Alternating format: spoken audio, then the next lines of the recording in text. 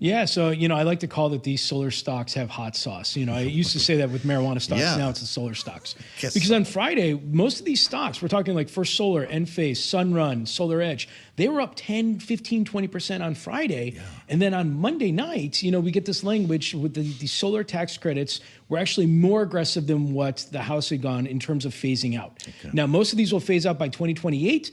Under the Inflation Reduction Act, we were looking at 2031. Now, the other thing here to keep in mind is that, the IRA was actually more beneficial to things like nuclear, geothermal, hydropower. But for these solar stocks in particular, we're seeing companies down 30, 40% today. Right. Because, and this is the note that we just put out a few hours ago, or actually just about an hour ago, I'm not sure that the moderate relief for the Inflation Reduction Act is going to be coming when they get to the full Senate debate. Because, yes, you will hear senators talking about, debates over Medicaid, SALT, and so forth like that. Yeah. But when it comes to the Inflation Reduction Act, Senator Tom Tillis Right. said he was generally supportive or generally satisfied. And to me, that was your troublemaker. That was my troublemaker. And so I actually think that, when this bill becomes very close to final, I think it's going to look very similar for these clean energy tax credits to where the Senate Finance Committee dropped it. As opposed to, say, SALT, they didn't really commit to something here, right? It says $10,000, but we're told it's a placeholder. What's the exercise room? I think there's some pretty angry senators at the moment. And what I mean by that is that the Senate usually has its way with the House. Mm-hmm. And the Senate says, look, House Representatives, you're going to take this and you're going to like it. There is no desire to increase that $10,000 cap of the SALT amongst those Senate Republicans. If they had their way, they'd probably just go to zero. Mm-hmm. But they have to recognize the fact that there is a salty caucus in the House. Yeah. And if I'm Representative Lawler and I'm, one of those Long Island Republicans that's really fighting for this, I'm going to tell the Senate, no deal. Now, I think they could potentially come down to like $30,000. So we're telling our clients, look, that $30,000 to $40,000. Right. But look, with the margin of, votes in the House of Representatives so thin as it is, if that salty caucus tells the Senate, look, no deal, we're not going to negotiating.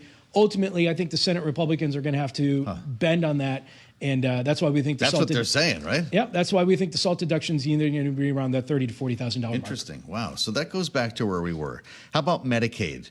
This is another huge sticking point on the House side. The Senate digs in even further. Yeah, exactly. So the Senate went a little bit more aggressive. Our colleague Dwayne Wright put out a note early this morning, essentially that he thinks that the Senator Josh Hawleys of the world, those that are concerned about the scale of the Medicaid cuts, are going to win this fight, and we are going to see a mitigation factor, especially when it comes to the provider tax. That's what we're talking about here. Exactly. And so I think what you'll see is the next couple of weeks, and we think that Senator John Thune wants to have a vote potentially as soon as next week. I don't think it's going to happen. Mm-hmm. I think the Senate vote's going to come probably right after the 4th of July. And between now and then, I think you're going to see the debate over two things. One, Medicaid cuts, and we think that's going to be scaled back, be a little bit more favorable. And second is going to be the deficit. Okay. You're going to see the Senator Ron Johnsons of the world come out there and say that we're not happy about the deficit, but he also included language just a couple days ago that we're getting on the right path. Fascinating. Okay, so we're asking Ron Johnson to come and talk to us a little bit later on. That's where you start the conversation here, right? Because the senator is pointing everybody to debt and deficits. And we just found out that permanence is in fact going to be in the bill when it comes to the 3 business tax breaks that we talked about. So this money's got to come out of something. That's why they're looking at SALT and other areas to make the difference, right? Yeah, well, I mean, this entire process that they're going through is like my son's carnival toy, where if you squeeze it in multiple directions, you can't ever get it to be equal, you know, and I'm trying to get rid of that toy. But, the challenge that Senator Johnson has is because, look, if he comes out and says to Senator Thune, I'm not supporting this unless you cut more, well, Senator Hawley's like, well, look, I'm not going to support it unless you cut less.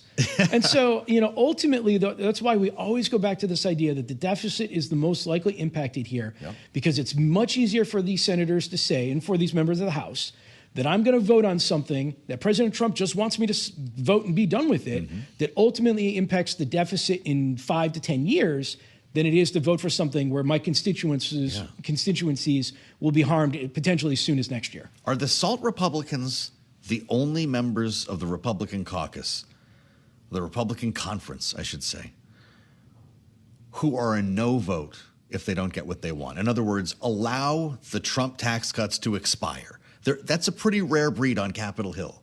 The conventional wisdom is no one actually is going to vote against this bill because you're going to be voting for a massive tax hike. So I may be a little bit of out of consensus here. Let me know. We saw language from Representative Chip Roy saying that he's a no. Okay. But I go back to the continuing resolution fight from March. There were a lot of no's until President Trump got in there and said, are you going to derail my efforts? Right. And then they became yeses. But if I'm Representative Lawler, if I'm a member from the Long Island Republicans, or if I'm outside of New York City, Yes.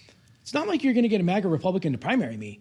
You know, a lot of these districts, Senator Gillibrand won as well. So they have enormous leverage. They have enormous leverage. And the White House leverage. knows this. And Matt Miller even said on Bloomberg TV this morning that if you aren't going to vote for this, you're not going to get reelected. Now, you know, Right. So I just take that to be that I think that these salty Republicans are going to really stick. And that's why I think that they may give up 10,000. But if they go to 30,000 and the Senate Republicans say, let's meet at 30, then I think they take the deal. If you want Matt Miller's vote, 30,000. You just got it from Nathan Dean at Bloomberg Intelligence. Genius Act is going to pass today. Yes. So the Genius Act, this is a stablecoin issuer bill. It's been going through. This is a big deal. Look for the vote around 4:30. It passed cloture 68-30 on Friday. Significant Democratic support. I think this passes fairly easily. I think those Democrats that voted for it on Friday show up again today. And then it goes to the House. Now, the House has two choices. They can alter the bill. And there has been some rumblings about potentially altering this bill to allow stablecoin issuers to pay interest. So if I give you $10, then you can pay me interest based off of that $10. Right now, that's prohibited in the Genius Act. I see. I think the House, though, even though they're talking about it, I think the House takes the easiest solution to say, we're just going to pass the Senate bill and get it out of here and get it to the president's desk. What happened to the credit card, guys? The swipe fee bill. Yeah, so Senator Marshall This was the big dark cloud hanging over this. They tried to attach the Credit Card Competition Act to it. As soon as Senator Marshall did that, Senator Hawley's like, whoa, wait. I'm going to attach my bill that caps credit card interest rates at 10%. And next thing you know, you had an enormous amount of amendments being attached.